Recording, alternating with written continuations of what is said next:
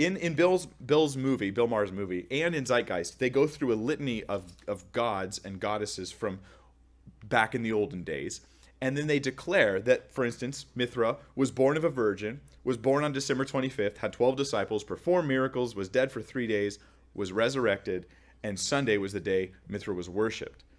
They'll also say this about Horus, similar things. Born on December 25th, born of a virgin, had a star in the east that appeared, was adored by 3 kings, was teaching at 12, baptized, and had his ministry at the age of 30, and had 12 disciples.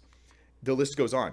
Dionysus, born of a virgin, born on December 25th, performed miracles, was called the King of Kings, was called the Alpha and Omega, and then was resurrected. This list just goes on and on, name after name after name. Now, when you chase down the actual sources of where are the ancient documents that tell them these things about these deities, what you find is that Bill Maher's quoting Zeitgeist. Zeitgeist is quoting another book. That book's quoting another book. These are all modern books.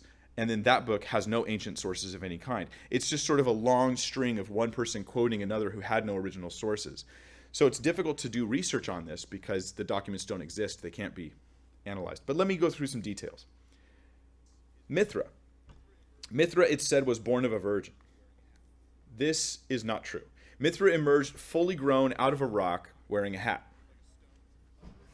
Now, I suppose you could consider a rock, like a stone, a virgin. I suppose you could call it that, but this is obviously not what we mean by virgin birth.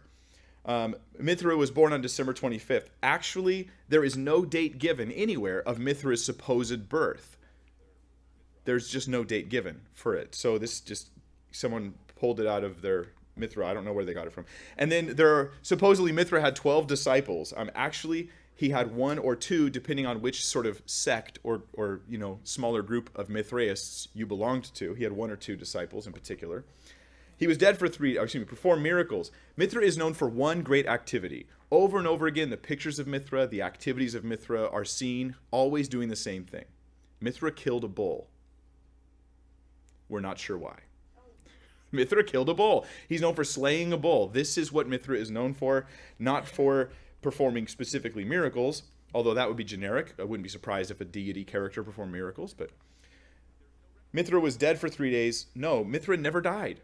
There's no record of Mithra dying. There is just no record. And if there's no record of Mithra dying, there's no source document for that, then it's difficult to have a resurrection, which just seems to have been fabricated. And then finally, Sunday. Mithra was worshipped on Sunday. Now, Christians gathering on the first day of the week, we know that this happened long before actually the Mithraic cult became popular. It didn't actually become popular until the 2nd century AD.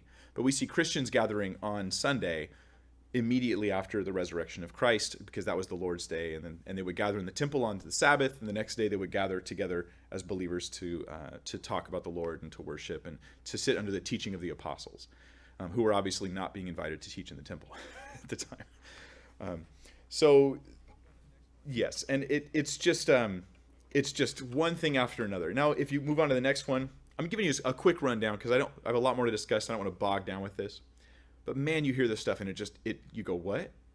There's a bunch of these weird deities I never heard of that all had the same story as Jesus? Like, that doesn't compute. Well, you're right. It doesn't compute, actually. Horus. Horus is supposedly born on December 25th. Well, depending on which calendar you're looking at, he was born either during August 24th through 28th, or he was born on July 15th, so in July or August. And those dates is the ones given for Horus's actual birth, not on the December 25th. Now, keep in mind, the Bible does not tell us when Jesus was born. We don't know, okay? I don't care if it was the 25th. I'll get into some reasons why they may have selected that date. But even if there was a deity that was born on the 25th, it's irrelevant to Jesus' story because it doesn't involve the date. It involves the event of his birth, not the date. He was born supposedly of a virgin. Was Horus born of a virgin? No. In fact, there's a story a little too inappropriate for me to discuss, but I'll give you a highlights of it. His father was Osiris. His mother was Isis. Osiris had been killed and ripped to pieces. His mother, Isis, used her magic to piece him back together, reanimated his body in order to copulate, and then she produced a child. This is not a virgin birth. No, not by a long shot. There's other more disgusting versions of that story, but Supposedly, Horus, there was a star in the east. There's just no source given for this. We don't know where this story came from, although I suspect it came from the same place as some other things. So it was adored by 3 kings. Supposedly, Horus was adored by 3 different kings. Now, this is interesting because the scripture does not say that Jesus was adored by 3 kings. No, there were 3 magi, or the word means wise men. They were probably well-educated counselors to a king. They showed up from the east. They worshipped Jesus, and we don't know how many there were. We know there were 3 gifts, and we don't know if there were 3 of them. And maybe later traditions gave the names and all that, and maybe they're right, maybe they're wrong, but the scripture doesn't indicate this. So, but anyway, there's just no source on this either, that Horus was greeted by 3 kings. This just seems to be invented. Horus was supposedly a teacher at the age of 12. No, there's no source that says that. And may I remind us, Jesus wasn't a teacher at the age of 12 either. He was asking questions. We have a short little account of how he went to the temple and asked lots of questions and how they were marveled at how wise he was. But we don't see him teaching at that age, which would be fine if he was, but that's just not what the account says. Finally, he was baptized and started his ministry at the age of 30. No, there's nothing like baptism in the story of Horus. Yet this is popular media, and people repeat this over and over again like it's just solid fact. The closest thing to baptism, Horus is associated with another deity who's the deity of embalming. Not exactly baptism. Very Egyptian, though, embalming. Well, the last one here is 12 disciples. Horus had 12 disciples. Nope. Horus had 4, quote, followers of Horus. That's what he had. He had, again, in addition to that, 16 blacksmiths. Now, it's true that 16 minus 4 equals 12. But this is not Common Core curriculum here. We're talking about how many disciples did he have. And by either count, he either had 4, 16, or 20. But he didn't have 12. Not that it would be all that significant if he happened to have 12 followers. But the point is, these are supposed to be the best examples they've got. Yeah. Finally, Dionysus.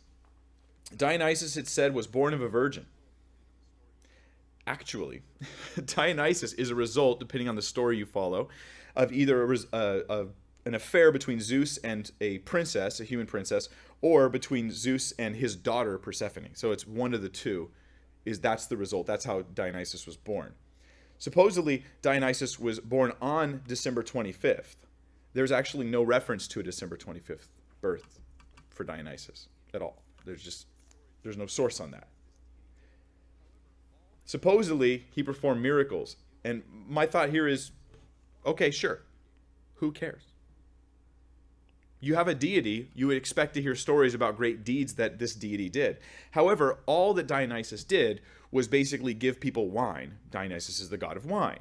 So he gave out lots of alcohol. Now they say, Dionysus turned water into wine. So it's just like Jesus. However, in the many stories of Dionysus producing wine for people, he never once turns water into wine, which would not be terribly significant if he did, but he didn't. And it's notable that these internet attacks come at the expense of just truth.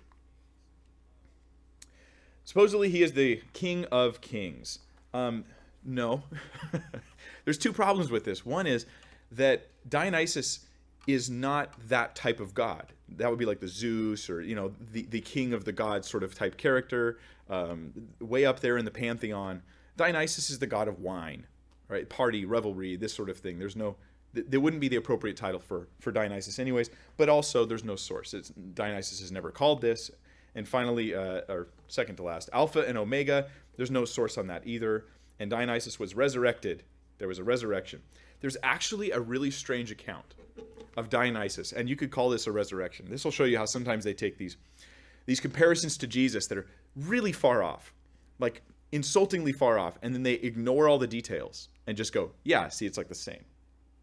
So Dionysus, there's a strange account how he was ripped apart because Hera was mad about Dionysus, was ripped apart by the Titans, and how his heart was then taken and put inside, turned, and the heart was the only thing that was left, was taken, created into like a seed, and then that was put inside of a new mother, so then he had a second birth.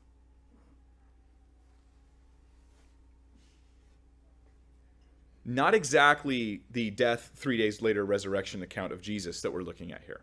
It's just very far off. It's just weird kind of mythical stuff that you expect.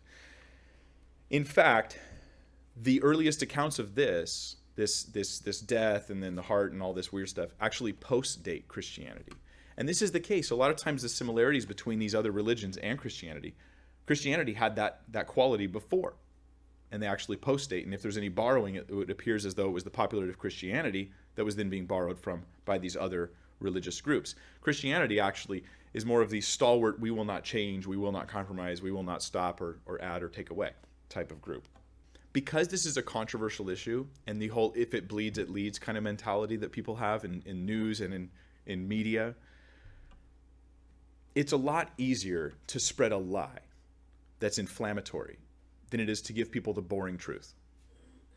And that's what happens. You know, they say a lie's halfway around the world when the truth is just getting out of bed. That seems to be the way it is. So